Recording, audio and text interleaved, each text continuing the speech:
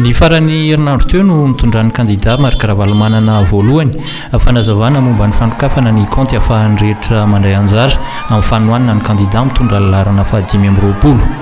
Efa fomba fanohany velany any amin'ireo tany demokratika ho fanohanana kandida amin'ny fifidianana mpanao politika mikarakara hetsika manokana ny fanangonana vola hoentina manatitosa izany hetsika izany na hoentina manohana ny fampielezan-kevitra izay ho hatrehina. Nandritra ny fionany tamin'ireo vahoaka tao Antsirabe ny sabotsy teo ary ny fionany tamin'ny mponina teny Ivato sy ny manodidina ny Alahady no nitondran'ny fanazavana misimisy koa momba amin'ny fanokafana ity compte ity. Misy atao hoe fondranginy izany hoe manangana fonty avy amin'ny olona rehetra manohana ny dady mba ahafahantsika mandray andray amin'ny ara-dalàna mandalatara dia izao eny tsara ianareo ilay voalohany farana tamin'ny volana aho mbola niresaka tamin'ny boroka Washington efa natsarana comité de soutien izy ty comité de soutien io mandosaka amin'ny vola any amin'ny compte menazy raha misy mitandrisany koa amin'ny alalan'ny vola na réintermonnaie hitantsika eo satria betsaka dia betsaka ny tahanampy fa tsy te hita ka dia izao mbola hifametsipiana amin'ny alalan'ny fitanitsika commune district fahoendarezany manaraka zay. Efa vonona amin'ny fanohanana kandida Marc Ravalomanana ireo vahoaka mpiaradia aminy miandrandra fanovana eo amin'ny lafomary izy ireo atao arian'izay taona maro nampikoorosofana amin'ny fiainam-pirenena izay.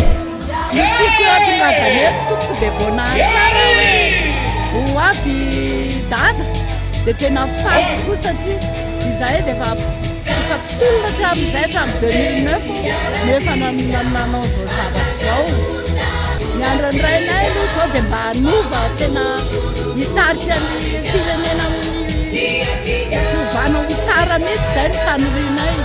na dia izahay efa antitra zao azy. Izy dia tena anisan'ny tena hitako hoe lalana mihitsiny a hitohizana ampandrosoana ny ty Madagasikara ty satria no matimatesany hatramin'izay nitondrana ty Madagasikara ty ny lalana nefa hitantsika ny zavatra niseho a fa mialatsiny raha miteny an'ity a fa hoe ny lalana tsy hohaniny nefa zavatra iarahantsika mahita fa ny zavatra niseho tamin'ny 2009 a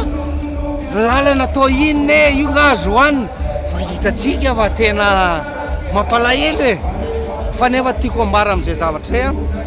président Ravalomanana zany an-tanjony hatramin'izay ampandroso an'ity Madagasikara ty. Fito ny zanako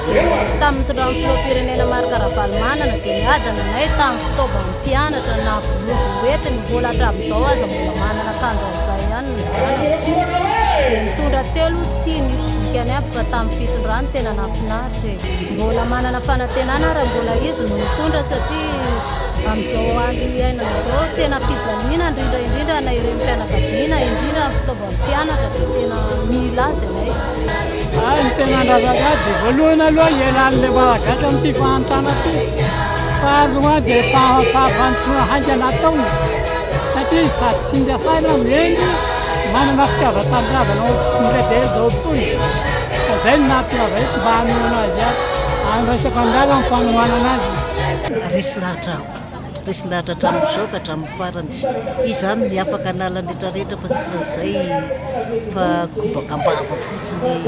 manao vavany matendrano tsy haiko fampilasana azy. Ay mba iboagny raho mahita bo iny le mitagny ka igny ty dada veloma amin'ny ty dada agny fa faly zahay fa nipoly tandrazagna etoa rehe na teo ka ny volagna neva tsy mahazo milatsaky izao le nitagny ka nivavaky amin-dragnahary zahay le misaotsy ty ndragnahary zahay fa ny latsaky ty dada le zahay ty dada vao zahay ka mangataky MBS ho avy amoron-davagny mangataky zahay satria tsy maheno MBS zahay. Mampalahelo zany le izy satria lasa ataon'ny olona fitaovana politika fotsiny malagasy izy ihany namany tanay aloha afaka hoe mamerina zany rehetrarehetra Samy milany dada teo zany dia potika aby ny fiaina vahoaka ray manontolo.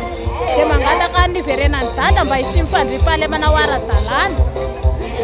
Za zany to dia tsy miala ny numéro vaitsaika tamin'ny farany dada ihany Ty zany lalatsika zay namany tena marina. Momba ny kandida Ravalomanina dia raha malala aloha efa nitondra firenena izy ary hitako fa zavatra be da be indrindra fa tsindro azolena sy ny tsy fanarahana lalàna tamin'izy nitondra. Ankehitriny nefa tena ilaina izy nitondra izany hoe fiarahamonina tsara tatana sy fanajana izany eo mahazoa n'olombelona.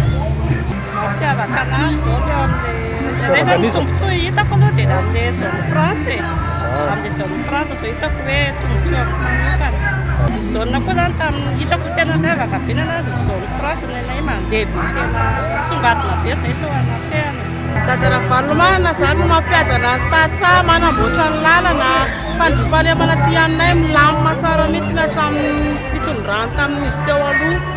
Zava-bitany aloha dia tena nafinafina mihitsy hatramin'izao. Za zao olona avy any Andraisoa ny tonga aty anatona hitazana azy sy henony zavatra lazay hoe tena maharisy lala ary momba ny mpitondrany aloha dia tena nafako mihitsy ninonina plazany sasany mizaly ny vahoaka. Rehefa mizaly ny vahoaka hatramin'ny nanasorana ny dada tamin'ny 2009 tena hita fa mizaly dia mizaly mihitsy vahoaka. Amin'izao zay tena miandraandra azy mafy ary tena miandraandra azy fa mizaly ny vahoaka. Fandriam-pahalemana, ny sifisiny sakafo, ny lalana indrindra mba mangataka zahay mba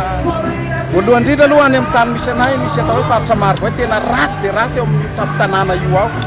Voalohany indrindra zay angata amin'ny mahatransportera koa zany mba mangataka na siponina any amin'ny faritra Sava iny ambily be voemara dia tena mampikaikaigna ny vahoaka dia mba mangataka mba ataony dada